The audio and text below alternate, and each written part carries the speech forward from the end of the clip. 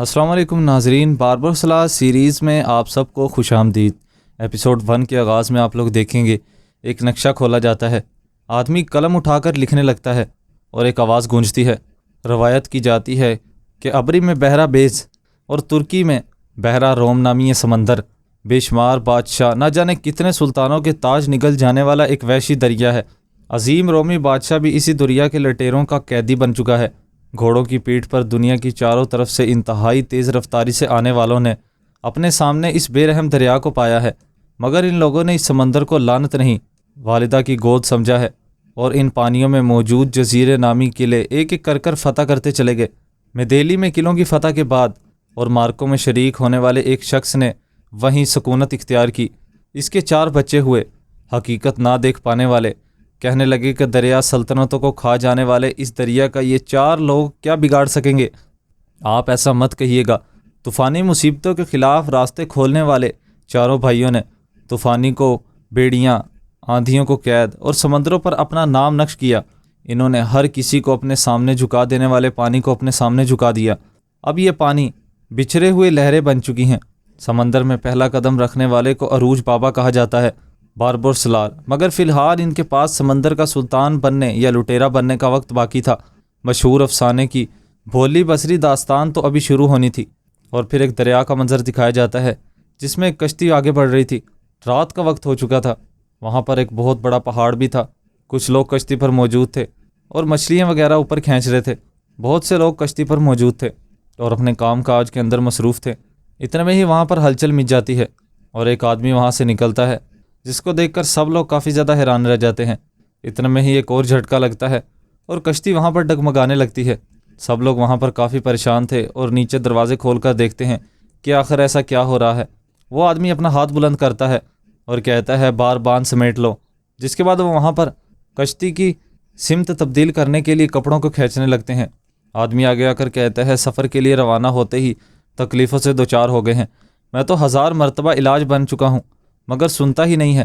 ہم نے اشارے پر لبیک کہا ہے اور اب اپنی ذمہ داری میں موجود جہاز کا رخ سمت میں رکھنا کہ ہمارے لیے ضروری ہے۔ اتنے میں ہی کچھ لوگ اس کے پاس آتے ہیں تو وہ سب سے مخاطب ہو کر کہتا ہے میں نے آپ لوگوں سے کبھی جھوٹ نہیں بولا ہے اور کسی بھی مصیبت کی طرف بڑھتے ہوئے آپ لوگوں سے آگے رہا ہوں۔ آپ بھی سب کچھ واضح طور پر بتا دینا چاہتا ہوں۔ پانی پتلا ہے مگر گندلا ہے۔ ہمارا کام اور جہاز بھاری ہے۔ ہمارا ارادہ اس جگہ سے صحیح سلامت نکلنے کا ہے، مگر نقشے کے برخلاف کچھ لڑائی بھی کرنی ہوگی۔ انسانوں کی 3 اقسام ہوتی ہیں، بادشاہ ہوتے ہیں اور بادشاہوں سے ڈرنے والے بھی ہوتے ہیں اور بادشاہوں کو ڈرانے والے بھی ہوتے ہیں۔ ہم کبھی بھی خوفزدہ لوگوں میں شامل نہیں ہوں گے الحمدللہ۔ سپاہیوں، آج ہمارے سامنے لٹیرے آئے یا بادشاہ، ان کو خوفزدہ کرنے کا عہد کر چکا ہوں۔ ہمارا عہد ہمارا نصیب بنے گا، ہمارا عہد ہمارا نصیب بنے گا، ہماری جانیں آپ کے اشارے پر قربان۔ سب لوگ وہاں پر یہ نعرے لگانے لگتے ہیں۔ یہ ان سب کا سردار تھا۔ ادھر بلند مقام پر بھی کچھ لوگ کھڑے سب کچھ دیکھ رہے تھے۔ وہ آدمی سامنے جا کر دیکھتا ہے تو سامنے ایک بہت بڑی چٹان تھی۔ سب لوگ اس کو دیکھ رہے تھے کہ وہ کیا کر رہا ہے، مگر وہ بلند مقام پر کھڑا سیٹی بجا رہا تھا۔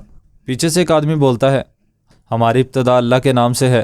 سب لوگ وہاں پر یہی الفاظ دہرانے لگتے ہیں، ہاں ہماری ابتدا اللہ کے نام سے ہے، ہم یہ کام کر کر رہیں گے۔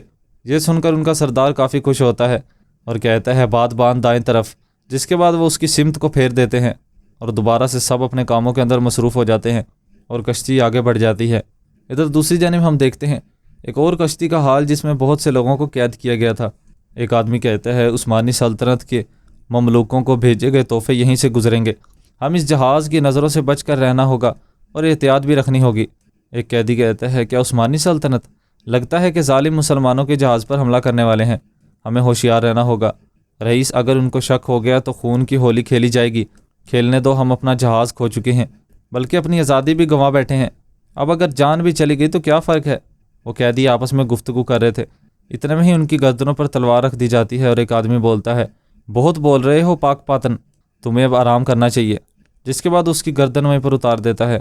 اور ڈاکو کہتا ہے ہیرو بننے کی کوشش کرنے والے کا انجام یہی ہوگا، ان کے منہ بند کروا دیے جائیں۔ سب کو وہاں پر باندھ دیا جاتا ہے۔ آج کے ہمارے اس ایپیسوڈ کا اختتام یہیں پر ہو جاتا ہے۔ ایپیسوڈ پسند ہے تو ویڈیو کو لائک کر دیجیے گا، چینل کو سبسکرائب کر کے ساتھ دیجیے گا، بیل نوٹیفیکیشن کو آل کر دیجیے گا تاکہ جیسے ہی نیکسٹ ایپیسوڈ آئے تو اس کا نوٹیفیکیشن آپ کو مل جائے اور آپ اس کو فوراً واچ کر سکیں۔ اب ہماری ملاقات ہوگی نیکسٹ ایپیسوڈ میں، تب تک کے لیے اپنا خیال رکھیے گا۔ اللہ حافظ۔